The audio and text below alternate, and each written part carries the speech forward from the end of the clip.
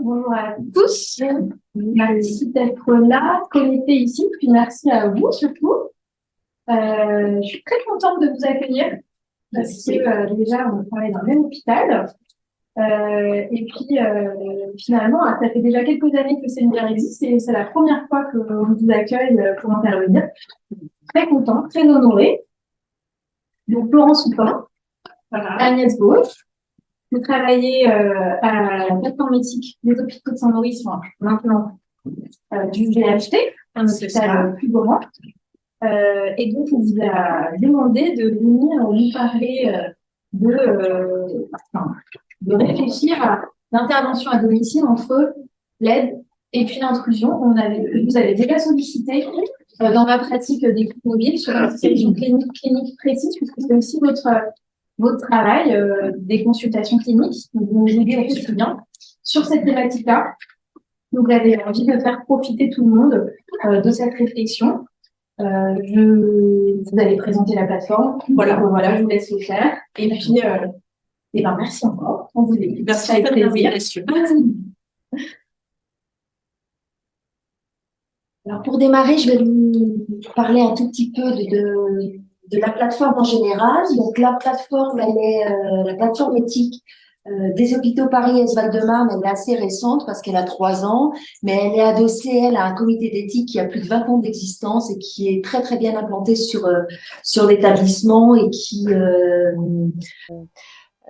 est reconnu et largement utilisé par les professionnels et les usagers de l'établissement. Le fait d'avoir créé la plateforme, ça nous a permis d'élargir un petit peu nos missions et nos moyens d'action. Alors, brièvement, je vais vous parler d'abord du comité d'éthique, donc qui est à la base de la plateforme, qui est un groupe qui se réunit régulièrement, qui rassemble 25 personnes du GHT. Ce sont des professionnels qui viennent de plein de services différents. On essaye vraiment de s'attacher à ce qu'il y ait beaucoup de transversalité, que ce soit multidisciplinaire, c'est-à-dire qu'on a aussi bien des aides-soignants, des assistantes sociales que des médecins, des infirmiers, des éducateurs. Enfin voilà, on essaye de représenter au maximum l'ensemble des professionnels qui travaillent auprès des usagers. Et le comité d'éthique travaille principalement à l'élaboration, à l'écriture d'avis éthiques qui sont à disposition de l'ensemble des professionnels, des familles et des usagers du GHT. Ces avis, ils sont en accès libre sur Internet. Et en fait, un avis éthique, c'est une démarche qui permet de répondre à une question qui est posée de manière anonyme par un professionnel ou un usager sur une question éthique qui l'intéresse. Alors, à titre d'exemple, ça peut être autour des questions de tutoiement, vouvoiement, la sexualité en institution, les décisions partagées. Enfin voilà, on a beaucoup de sujets. Et ce comité d'éthique travaille vraiment à l'élaboration d'un document qui est assez solide, robuste et qui fait référence à la fois à un contexte culturel, philosophique, clinique, psychologique, juridique. Enfin voilà, on essaie vraiment d'appréhender toutes les dimensions pour pouvoir répondre à une question et à une ou à des questions. Donc ça, c'est en gros le travail du comité d'éthique. En plus de ça, on organise avec le comité d'éthique des cafés éthiques. Voilà, où sur des sujets, le dernier c'était autour de l'alimentation et des questions éthiques qui se posent autour de cette thématique-là. Pendant 1 heure, on rassemble des professionnels intéressés par cette question et on essaye ensemble un petit peu de réfléchir à la dimension éthique de ces interrogations-là. À côté du dispositif du comité d'éthique, on a créé depuis la naissance de la plateforme un groupe qui s'appelle La Ruche. Et ce groupe-là, c'est un groupe de réflexion qui est dédié aux usagers. Nous, on est sur un établissement où il y a beaucoup de psychiatrie. Et on s'est aperçu qu'il y avait énormément de questions éthiques qui traversaient les usagers de la psychiatrie, qu'ils étaient souvent un peu en difficulté pour pouvoir réfléchir à ces questions-là sur des grands groupes avec un format comme les CDU, voilà, et qu'ils avaient besoin d'avoir justement un espace qui leur soit dédié où on n'allait pas être très très nombreux, où on allait s'attacher à faire des réunions pas trop longues, où voilà, on allait tenir compte aussi parfois de leurs difficultés à pouvoir raconter, mettre en mots, élaborer, à respecter du temps nécessaire pour pouvoir continuer les débats. Et donc on a mis en place ce groupe-là qui marche plutôt très très bien. C'est un groupe régulier où on reçoit particulièrement des usagers de la psychiatrie, des personnes aussi accompagnées dans le médico-social. Et, et voilà. Et puis, on a aussi une fonction d'aide pour les chercheurs quand ils se lancent dans des protocoles de recherche. Et à chaque fois qu'ils n'ont pas besoin d'un CPP et qu'ils ont besoin juste d'une validation, enfin d'un regard d'un comité d'éthique, on accompagne les chercheurs de l'établissement dans leurs recherches.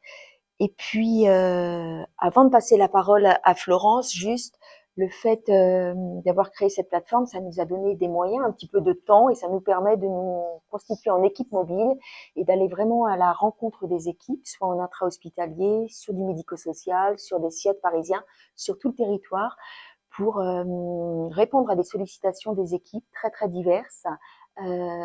Et pour mettre en place des débats éthiques, en fait, pour faire un travail de sensibilisation à la réflexion éthique et puis participer avec les équipes à des réflexions sur les sujets qui traversent les institutions.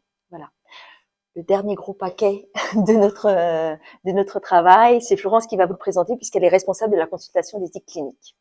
Voilà, c'est un dispositif spécifique que l'on propose pour accompagner les usagers, les familles et les équipes lorsqu'il y a une situation singulière qui pose question au plan éthique, donc une décision médicale qui est difficile à prendre en raison d'enjeux éthiques.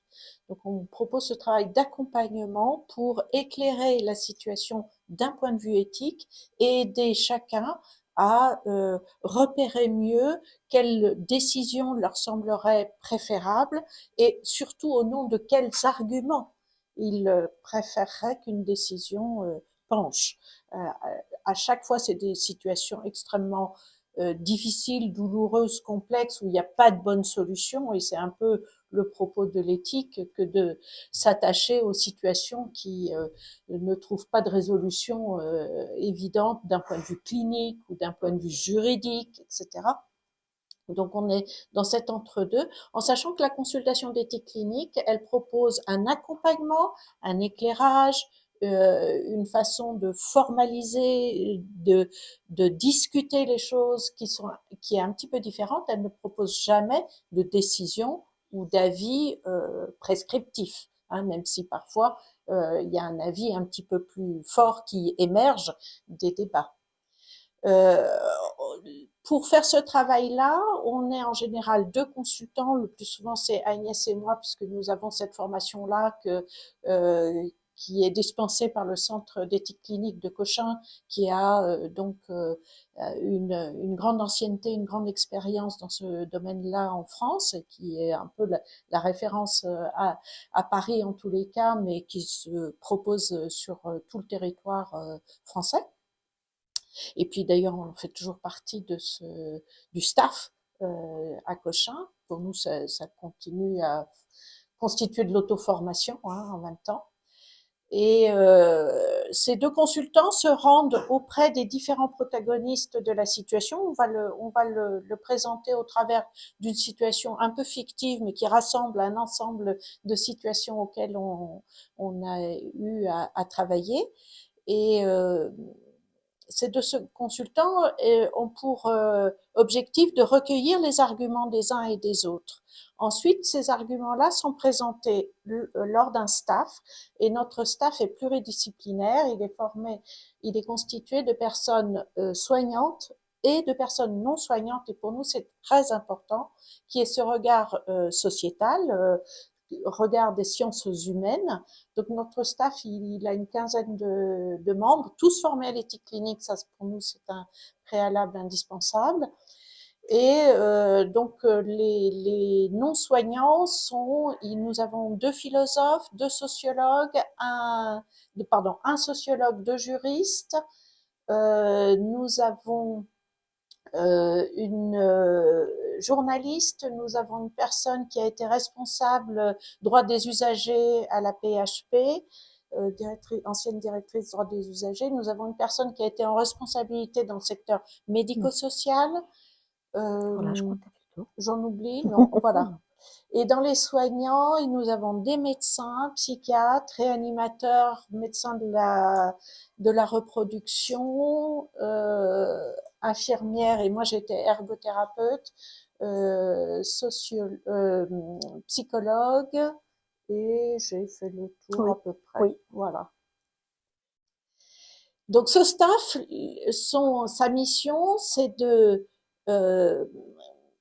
à partir de la situation qui lui est exposée, de travailler sur un raisonnement éthique, d'identifier ce qu'est un dilemme éthique tel qu'il est formulé ou au-delà de ce qui est formulé par les équipes, parce que c'est pas facile de se formuler un dilemme éthique. On ressent un malaise éthique, on sent que ça grince, on sent que c'est compliqué, qu'on n'est pas à l'aise avec une décision, mais cette formulation des dilemmes, c'est-à-dire les enjeux de valeurs qui sont impactés dans la situation et des valeurs qui ne peuvent pas s'accorder à un moment donné. Par exemple, on voudrait prendre en compte la parole de l'usager, l'honorer, et en même temps, il y a une autre valeur tout aussi forte qui est d'assurer sa sécurité, ce qui est bienfaisant au plan clinique, par exemple.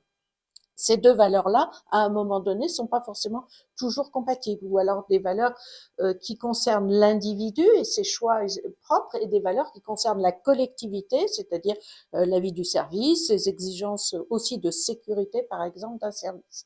Donc, chacun peut être tenté de souhaiter honorer plutôt un champ ou un autre, mais encore faut-il qu'au-delà de cette intuition qu'il a, il puisse accéder à quelque chose qui soit raisonné, quelque chose qui soit équilibré et qui soit partageable, hein, et au service le plus possible de la personne elle-même, si possible.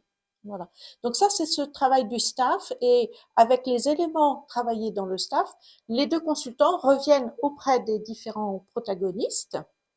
Bien sûr, l'usager en premier lieu, ses proches s'il est d'accord, et les équipes concernées. Alors c'est pas tout le service, c'est les personnes qui assurent le suivi, qui sont impliquées dans le suivi de la personne. Ça peut être des personnes du service et des professionnels d'autres établissements, si on a besoin d'avoir un lien avec le pneumologue, le cancérologue, etc.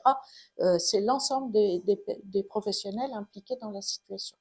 Et ça leur permet comme ça ensuite de prendre des décisions, parce que c'est comme en médecine, le travail il est collégial, mais à un moment donné, il y a quelqu'un qui est en responsabilité pour prendre une décision, hein, et qui est éclairé par ce travail réflexif à plusieurs comme ça, mais qui doit assumer une responsabilité, une décision. Voilà. Donc ça, c'est le travail de la consultation d'éthique clinique. Et puis, on l'illustrera avec un exemple. Alors, ce que je vous propose maintenant, c'est justement en nous appuyant un petit peu sur les principes qui nous servent, nous, en éthique clinique, à savoir la question de l'autonomie, question que Florence va déployer un peu plus tard, parce que c'est vraiment une notion très, très importante. Mais il y a aussi la question de la bienfaisance et de la non-malfaisance. Puis la question de la justice, ça, c'est vraiment des principes qui nous aident beaucoup, nous, à appréhender les situations dans leur globalité. À travers ces points-là, moi, je vais juste essayer de mettre un peu en exergue quelques points de vigilance autour de certaines situations. Alors, je vais commencer par évoquer autour de la question du maintien à domicile, le fait que c'est souvent un chez-soi qui est envahi. Et alors, c'est intéressant de souligner ça parce que ce que je vais dire, voilà, je ne vais rien apprendre à personne, mais c'est toujours intéressant de reformuler les choses et d'essayer de bien les identifier. Dans son domicile, il est important de souligner que la personne, elle a toujours le sentiment d'être souveraine, d'avoir le pouvoir. Et donc ça implique que quand on va au domicile, nous, dans notre tête, on doit vraiment être convaincu et très très au fait de cette position de la part des usagers qu'on va aller voir. Donc c'est bien la personne qui nous reçoit chez elle qui définit les conditions de notre venue, les lieux où on va pouvoir aller, les lieux où on n'aura pas accès dans son domicile. Ça, c'est important vraiment de le reposer parce qu'on verra, c'est aussi la question de l'autonomie, enfin des choix que font les personnes. Et la question du respect de l'autonomie, ça passe aussi par le respect aussi de cette volonté de la personne d'ouvrir certains espaces de son domicile et pas d'autres. D'accord ? Ce qui nous paraissait important aussi à souligner, c'était, et Florence, tu vas y revenir très largement quand tu vas évoquer la question de l'autonomie, mais Est-ce que je peux t'interrompre 2 minutes? Pour préciser que quand on parle oui, d'autonomie, en éthique, c'est l'autonomie morale, c'est pas l'autonomie physique de pouvoir oui, se déplacer. Voilà, c'est juste, tu fais bien de le, voilà. c'est Euh, l'acception philosophique du terme autonomie. alors nous, on se disait que ce qui était intéressant, en fait, ce qui était aidant la démarche éthique, c'était de poser le postulat en disant, aller à domicile, c'est une intrusion. On le pose comme ça et on se dit, après, il y a une histoire de graduation. On va s'efforcer de le rendre le moins difficile possible, mais il nous semble que de le poser comme étant une intrusion, c'est aussi ce qui va nous permettre justement d'avoir beaucoup de vigilance par rapport à nos fausses bonnes idées sur la manière d'intervenir, enfin à tous les dérapages qui sont nombreux et qui sont faciles à faire au domicile. Donc voilà, de le poser comme ça appelle vraiment très fortement une grande vigilance. Ça nous paraissait intéressant de le faire comme ça. Un autre point qui était important certainement à souligner, c'était de dire que si le domicile, c'est de fait un lieu de rencontre entre les professionnels et le patient, euh, si on veut pas dénaturer le sens qu'a le maintien à domicile, si on veut pas en perdre le côté social, il faut lui conserver un aspect convivial. Et donc, ça nous appelle à être extrêmement aussi vigilants sur la question de l'envahissement et de l'hôpital à la maison. Enfin voilà. Euh, le maintien à domicile, si on veut pas le dénuer de son sens, il faut que ça reste un espace de convivialité, certes de rencontre avec des professionnels, mais un lieu dont l'usager ne se sente pas dépossédé, et puis que ce soit pas qu'un hôpital, qu'il n'y ait pas que les soignants qui viennent dans ce lieu-là, enfin qu'il y ait de la convivialité. Puis enfin, le dernier aspect sur cette question du domicile strictement sur le plan physique, c'est aussi la question à laquelle on a été confronté à de nombreuses reprises, euh, qui est le lien avec les nouvelles technologies et le fait que de plus en plus on a des caméras qui sont installées au domicile et qu'il faut faire avec ça et que ça pose beaucoup de questions éthiques sur lesquelles on pourra revenir plus tard, mais que voilà, on ne peut pas ignorer le fait que la technologie aujourd'hui modifie aussi nos manières d'intervenir au domicile. Tu prends la suite pour nous parler un petit peu de la question, donc de l'autonomie que tu vas redéfinir un petit peu. Oui, moi j'avais envie de réagir effectivement sur ce titre que vous nous avez proposé entre autonomie, entre intrusion, aide et intrusion. Et moi, ça m'a évoqué entre autonomie morale et vulnérabilité. Et je voulais reparler un petit peu de ces deux concepts-là qu'on manie un peu trop rapidement parfois. Et ce titre m'a fait immédiatement penser à l'éthique du care que vous connaissez sans doute très bien, dans le sens courant qu'on lui donne, c'est-à-dire prendre soin, mais aussi se soucier de quelqu'un. Et ce sens courant, que Carole Gilligan a beaucoup diffusé, hein, conceptualisé et diffusé. Et il ne faut pas qu'il laisse de côté un autre aspect de son travail très fort qui me semble important, c'est-à-dire que le souci de prendre soin, c'est prendre soin des personnes les plus vulnérables, celles qu'on entend le moins dans le débat public, parce que son travail a surtout porté sur des minorités, et sur les femmes qui ne sont pas en minorité, mais qui sont largement invisibilisées dans le discours public en tous les cas. Et c'est important que ces travaux en philosophie sociale et politique euh, aient surtout porté sur les freins à l'autodétermination des populations en minorité ou de celles des femmes, bien que non minoritaires. Elle a mis en évidence la nécessité non seulement de porter attention aux personnes vulnérables, mais aussi aux mécanismes sociétaux et institutionnels qui renforcent cette vulnérabilité.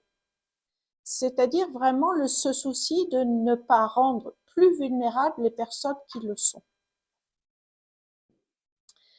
L'éthique des guerres se traduit donc par une aptitude et une attitude qui visent à prendre en compte la vulnérabilité en posant comme préalable la présomption d'autonomie, au sens d'autonomie morale de l'individu, c'est-à-dire cette possibilité d'autodétermination qu'il peut avoir.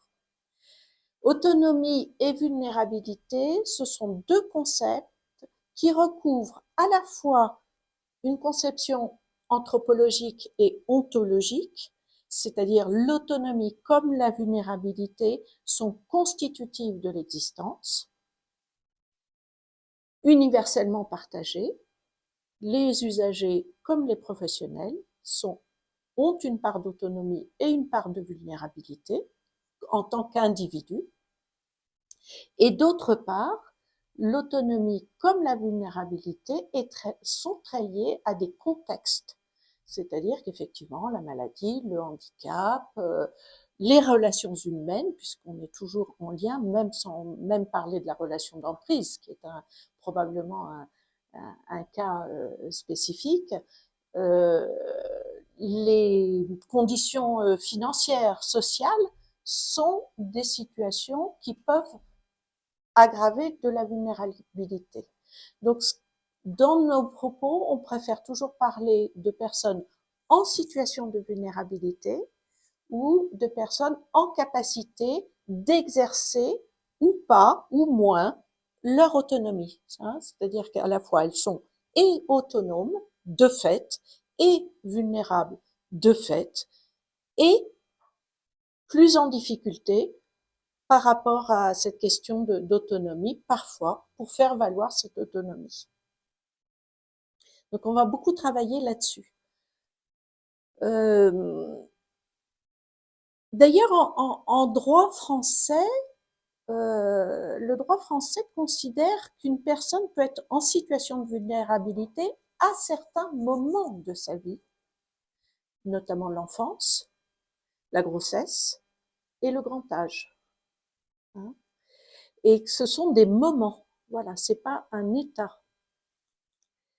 Et puis le droit français, il prévoit il puisse y avoir des compensations à cette vulnérabilité. C'est-à-dire que là aussi, il pose comme présomption l'autonomie. Toute personne, même sous tutelle, a son mot à dire, par exemple, sur des interventions chirurgicales, des décisions sur le plan médical somatique, on va dire, puisque les décisions sur le plan psychiatrique peuvent lui être retirées parfois. C'est ça la présomption. Et puis, la notion de vulnérabilité, il me semble qu'elle convoque aussi celle de responsabilité. Quand le sujet se découvre trop faible, il lui faut des institutions solides qui le tiennent et qui l'étayent le temps qui lui est nécessaire et des institutions qui lui permettent d'exercer, de retrouver, de faire valoir ses capacités d'autodétermination. C'est pour ça que moi j'ai voulu les penser ensemble, ces deux notions, autonomie et vulnérabilité. Le piège de considérer qu'une personne est vulnérable, c'est de glisser vers un état de fait qui nous permettent comme ça de prendre des décisions à sa place. C'est-à-dire que plus une personne est considérée en situation de vulnérabilité, plus il faut avoir le souci de trouver les moments, les conditions, les moyens qu'elle puisse exercer une autodétermination sur des sujets peut-être différents, parce qu'on est autonome pour certaines questions et pas pour d'autres. On n'est pas autonome en soi ou pas autonome en soi. Moi, je peux être très en difficulté pour me décider sur le choix d'une intervention chirurgicale, bien qu'ayant toutes mes capacités cognitives, etc. À un moment donné, j'ai besoin d'un appui, d'une aide, parce que je suis en situation de vulnérabilité par rapport à cette décision-là. Par ailleurs, je sais très bien si je veux aller plutôt à Cuba ou à Vierzon. Ça, il n'y a pas de souci. Hein, je suis complètement autonome. Voilà. Et c'est important que plus on a des personnes qui sont en situation de vulnérabilité, plus on leur propose des moments, des moyens d'être, de retrouver quelque chose de cette existence même de l'individu qui est fondé par son autodétermination. Donc, si elle peut plus décider quel traitement elle peut ou pas prendre, ou elle doit ou pas prendre, en tous les cas, il faut d'autant plus, on lui propose de se décider sur le choix de la chaîne de télévision qu'elle veut regarder ou autre chose, hein, de façon à la repositionner dans son statut d'individu.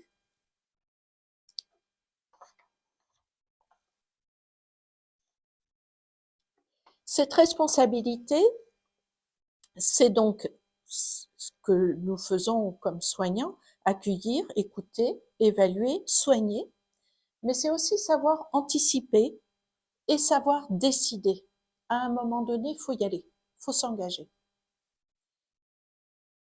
Et puis, la responsabilité, il me semble, vis-à-vis de l'autodétermination et vis-à-vis de la vulnérabilité, c'est d'entendre et de prendre en charge toutes les dimensions des vulnérabilités, le corps, l'esprit, les vulnérabilités cognitives et sociales et citoyennes. Mais comment faire au mieux pour que le choix du maintien à domicile ne rajoute pas de la vulnérabilité à la vulnérabilité? À partir du moment où quelqu'un est allongé sur son lit ou est dans un lit médicalisé, il éprouve un profond sentiment d'insécurité. Il est soumis à une série d'ingérences et en principe pour son bien. Donc la responsabilité, c'est aussi de ne pas se substituer aux souhaits de la personne au nom de sa vulnérabilité.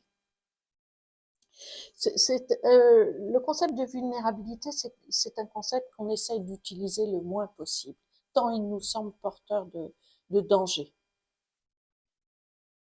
Et pour retisser délicatement les capacités d'un sujet à se défendre lui-même, il faudrait d'abord retisser ses capacités expressives et narratives. Et c'est aussi le travail de la consultation que d'aider les personnes à formuler, à raconter au nom de quoi ils pensent plutôt qu'ils préfèrent rester chez eux ou qu'ils acceptent de partir pour un temps en institution ou à l'hôpital.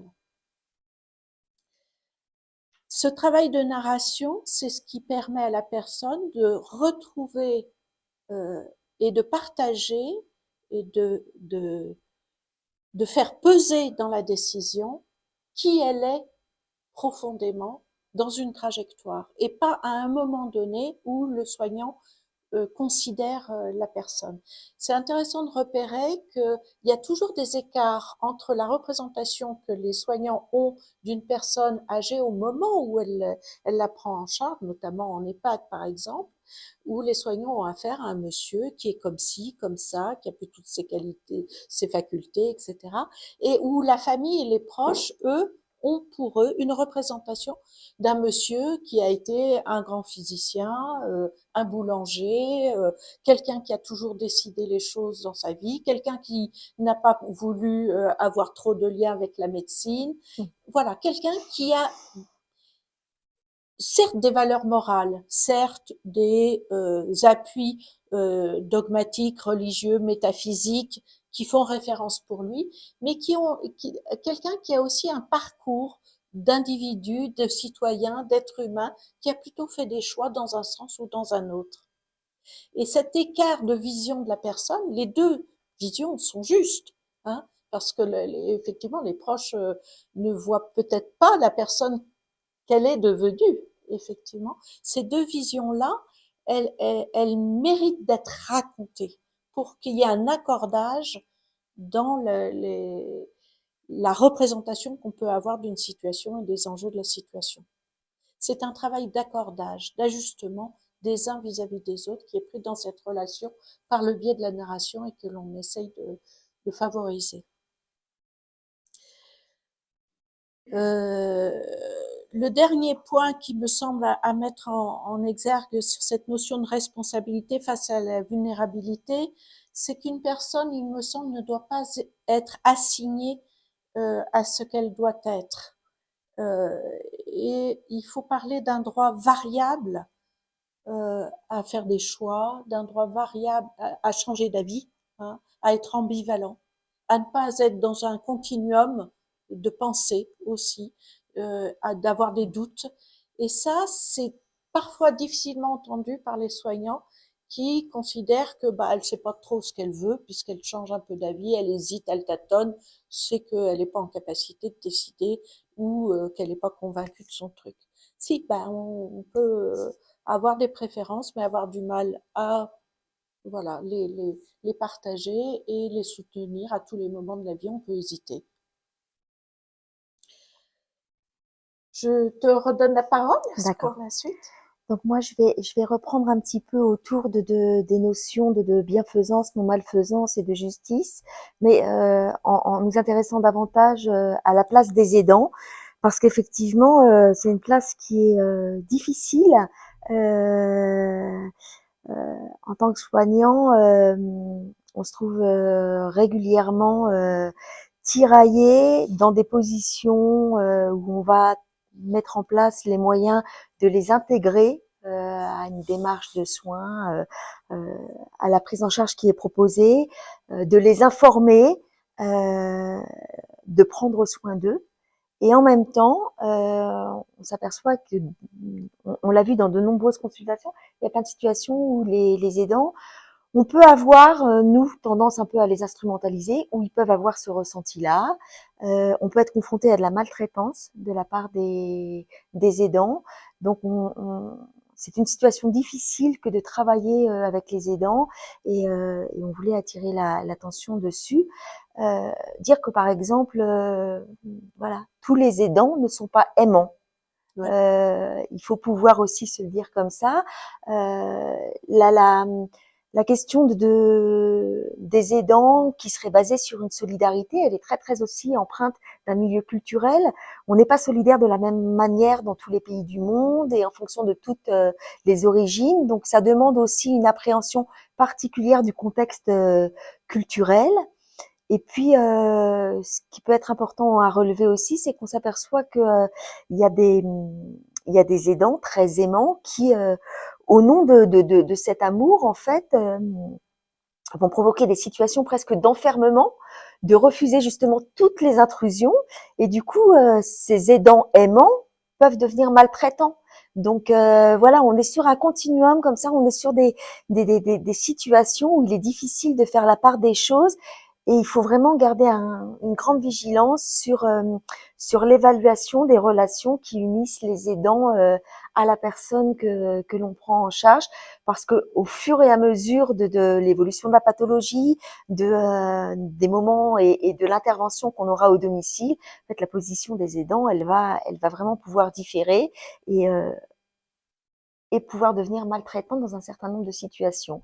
Donc ça nous demande beaucoup de vigilance.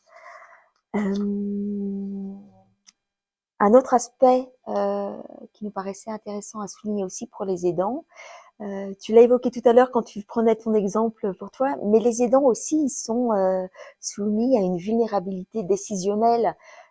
On a l'impression que le choix, il va être difficile à faire pour la personne qu'on prend en charge, qu'on prend en soin, mais les aidants, face à des décisions comme ça, d'institutionnalisation, enfin, quand ils sont sollicités, quand ils accompagnent leurs proches, leur maman, leur mari, pour prendre une décision comme ça, ben voilà, ils sont dans la même position qu'on est tous, à savoir que face à des décisions médicales ou des stratégies à prendre, quand bien même on n'a pas de difficultés cognitives, il y a des décisions qui sont extrêmement difficiles à prendre et ça va pas de soi. Et parfois, il y a besoin de beaucoup de temps. Parfois, il y a besoin d'une consultation d'éthique pour essayer à faire ce travail d'élaboration, de réflexion, de sous-peser en interne les arguments qui permettent d'aller dans un sens ou dans un autre, de savoir au nom de quoi on prendrait telle ou telle décision. Enfin voilà, ça va pas de soi, y compris pour les aidants, d'avoir cette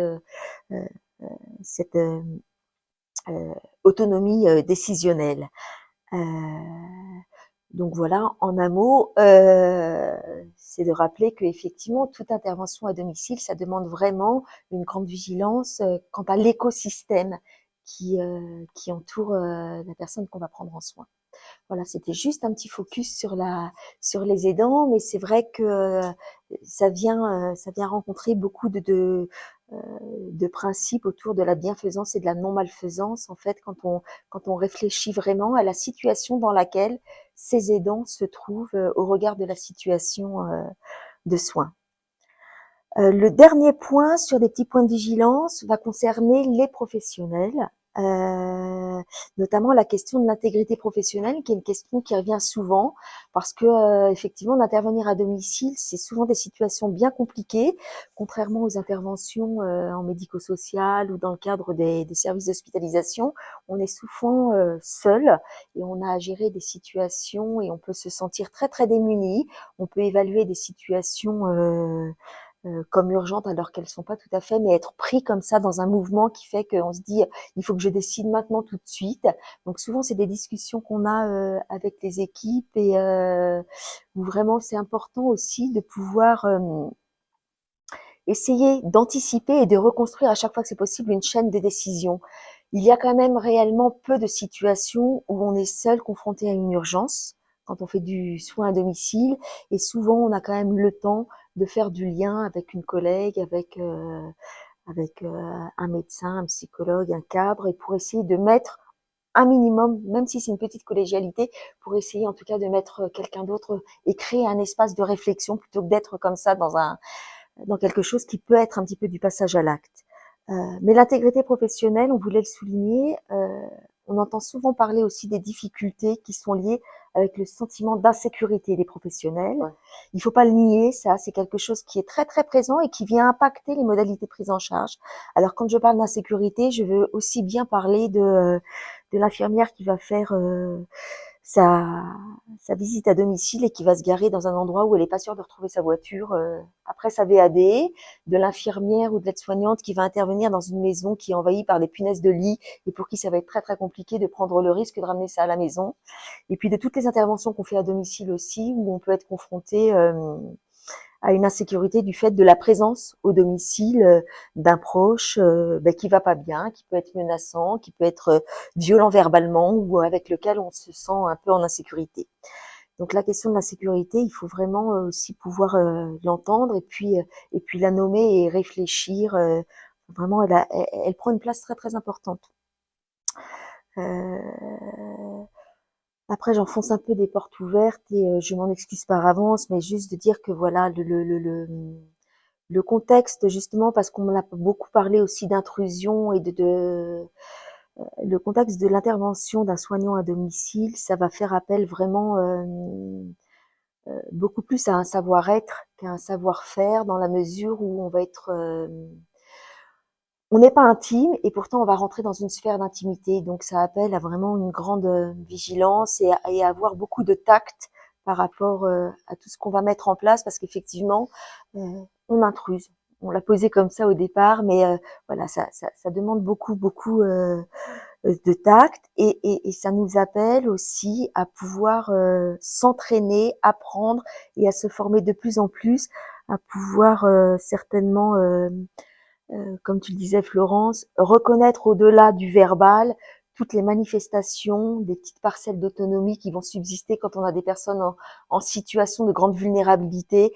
Il faut qu'on entraîne notre regard et notre façon d'être à pouvoir percevoir tout ce qui reste de ces petites parcelles d'autonomie. C'est vraiment très très important de souligner ça. Un autre point qui était important à souligner, Dans de nombreuses consultations, on a été confronté aussi à la difficulté que ressentent des professionnels quand elles se disent on fait du maintien à domicile, c'est très très important, on se retrouve bien dans ce projet-là, et pourtant il y a un moment où les soins vont être au-delà de la technicité des intervenants, et donc ça pose la question de jusqu'où on peut aller vraiment, et de à quel moment en fait ce qu'on nous demande n'est plus tout à fait dans nos capacités, dans nos compétences de soignantes. Et si je dis ça, c'est parce que vraiment, l'intervention à domicile, au même titre que plein d'autres interventions, mais ça demande vraiment à l'ensemble des professionnels de prendre le temps de faire ce travail pour connaître ses limites, pour connaître jusqu'où on peut aller, ce qui est acceptable, supportable pour soi. Ça demande vraiment ce travail de se connaître soi-même, et peut-être de bénéficier encore plus que dans d'autres lieux d'espaces de supervision, d'analyse de situation, enfin de tous ces moyens qui permettent vraiment de faire un petit peu le point sur la question de nos limites. Alors moi j'ai fini un peu pour les points de vigilance. Ce qu'on voulait vous proposer, je vais aller vite parce que je vois que le temps passe, c'est peut-être de vous dresser rapidement comme ça le portrait un cas clinique fictif. Voilà, c'est une histoire fictive. On a choisi cette formule-là d'abord pour des raisons éthiques, effectivement, de confidentialité, et puis en plus parce que on a essayé de réunir différentes situations auxquelles on a été confronté dans un même cas. Alors, je vais aller assez brièvement parce que ce qui importe, c'est le raisonnement qui va suivre. Donc, la situation, c'est une dame, Germaine, qui a 85 ans, qui est veuve. Elle a une fille à l'étranger et elle a un fils qui vit en proche banlieue. Elle a toujours vécu sa vie d'adulte dans le domicile qu'elle occupe actuellement, qui porte d'ailleurs les traces de son parcours conjugal et familial. Sur le plan psychiatrique, elle a une psychose hallucinatoire chronique et un début de démence. C'est en cours d'investigation. Elle n'est pas apragmatique dans son quotidien, mais elle a une organisation quand même très très irrationnelle, avec des références délirantes importantes qui lui sont propres. Elle a un traitement neuroleptique à minima, rien de particulier sur le plan de l'humeur, enfin rien de majeur. On observe un début de détérioration sur le plan de ses facultés cognitives et un début de désorientation temporo-spatiale. Elle a aussi des troubles de la mémoire. Sur le plan somatique, Germaine présente un diabète qui n'est pas équilibré. Elle a une légère obésité et une légère incontinence. Je vous donne beaucoup d'informations. Elle a de l'arthrose qui est de plus en plus importante et qui fait qu'aujourd'hui, elle a des difficultés à se mobiliser. C'est difficile d'évaluer si elle ne peut plus ou si elle ne veut plus se déplacer, mais en tout cas, elle est entravée et empêchée dans ses mouvements.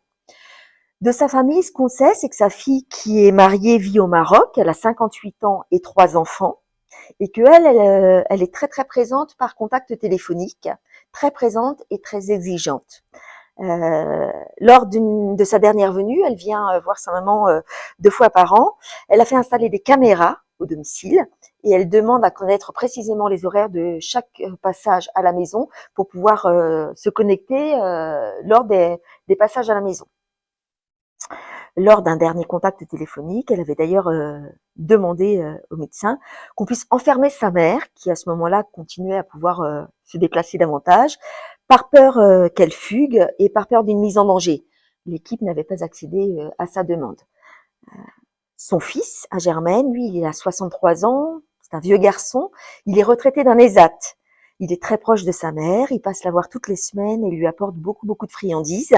C'est l'aîné de la famille, il tient à ce statut et il est très souvent en désaccord avec sa sœur. La patiente bénéficie de visites à domicile, d'une infirmière de secteur qui fait le renouvellement des traitements et voilà, qui fait le point sur la situation de la patiente, et puis une infirmière de soins généraux qui vient la voir aussi. La patiente ne peut plus depuis peu de temps, mais elle ne peut plus aller au CMP. Donc le psychiatre vient la voir 1 fois par mois au domicile. Il y a un généraliste dans l'affaire, mais il est très difficile à mobiliser. On a essayé de l'appeler, tu le diras plus tard, mais vraiment, c'est pas très très facile d'avoir des liens avec lui. Néanmoins, il fait des renouvellements de prescription. Voilà. ce qu'on sait, c'est que l'équipe a des liens avec le frère au sujet notamment de l'alimentation, parce que souvent elle lui demande d'apporter un petit peu moins de friandises vu du diabète de sa mère. Et puis l'équipe a contacté aussi la sœur au sujet du début de démence. Voilà. Je finis en disant que Germaine, elle a toujours exprimé qu'elle voulait finir sa vie chez elle, qu'elle ne voulait pas partir ni en établissement ni en hôpital. Et du reste, elle a écrit un papier, des directives anticipées, qu'elle a mis dans le tiroir de sa table de nuit et qu'elle a montré aux différents soignants qui intervenaient au domicile. L'équipe subit de nombreuses pressions de la part de la fille qui intervient en direct via la caméra où elle peut manifester parfois son mécontentement et sinon donner des injonctions de ce qui est à faire ou à ne pas faire. Et puis, elle fait aussi intervenir une personne qui passe à domicile pour surveiller la bonne marche de la situation. Voilà un peu le tableau clinique. Typiquement, c'est des situations comme celle-ci pour lesquelles C'est du vécu, hein. on intervient dans le cadre de notre consultation d'éthique clinique. Je te laisse la parole, France. Donc, on est sollicité par le psychiatre. En général, c'est beaucoup plus souvent les équipes soignantes qui nous sollicitent que les usagers eux-mêmes ou leurs proches. Ça arrive, mais c'est moins fréquent. Donc, l'équipe de psychiatrie, l'équipe de secteur commence à se demander jusqu'à quel point elle peut être maintenue dans son domicile sans danger et comment elle peut ajuster ses venues pour être bienfaisant au quotidien pour cette personne-là, sans l'intruser trop et en même temps en exerçant cette responsabilité de vigilance vis-à-vis de la patiente. Le premier temps pour nous, c'est de nous assurer qu'il y a bien un enjeu éthique et non pas un problème juridique. Auquel cas, effectivement, on renvoie aux autorités compétentes parce que quelquefois, il y a des situations de maltraitance avérées qui nécessitent d'être instruites au plan juridique et il ne faut pas que la dimension éthique vienne comme ça court-circuiter un travail juridique indispensable à mettre en œuvre. Donc ça, c'est un premier temps de vigilance que l'on a. Le deuxième temps, c'est de repérer quels sont les interlocuteurs auxquels il faut qu'on s'adresse et avec lesquels on doit se mettre en contact. Et en premier lieu, c'est la question de la personne elle-même et de son acceptation de nous recevoir ou non. Et forcément, ça va passer par l'équipe soignante qui va lui en parler, qui va lui proposer. Donc, on a ce temps de discussion avec l'équipe soignante. Est-ce que c'est une bonne idée qu'on aille voir la personne et on est toujours respectueux, effectivement, des avis, non seulement de la personne.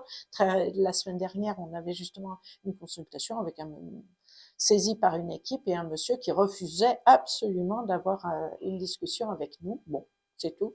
Alors, c'est plus difficile d'avoir accès comme ça au souhait, à la volonté de la personne, si on l'a par l'intermédiaire de ce que les soignants racontent de cette personne et ce que les soignants entendent, ce qui est tout à fait pas, on ne le remet pas en cause du tout, mais c'est une autre façon de formuler les choses.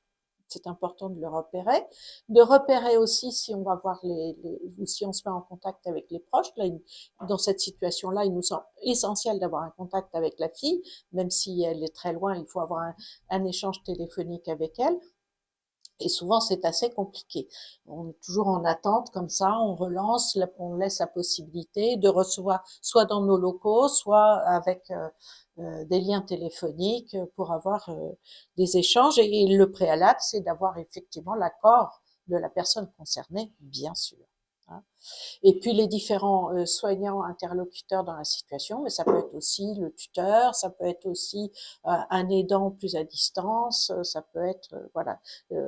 Quelquefois, il nous est arrivé une fois une femme qui a dit mais la personne qui connaît le mieux et qui peut mieux parler de moi, c'est mon amie, ma voisine. Voilà, qui n'est ni soignant, ni tuteur, ni personne de confiance, mais n'empêche que c'est la personne qu'elle a désignée comme étant en capacité de parler d'elle et de soutenir ce qu'elle voulait mettre en avant.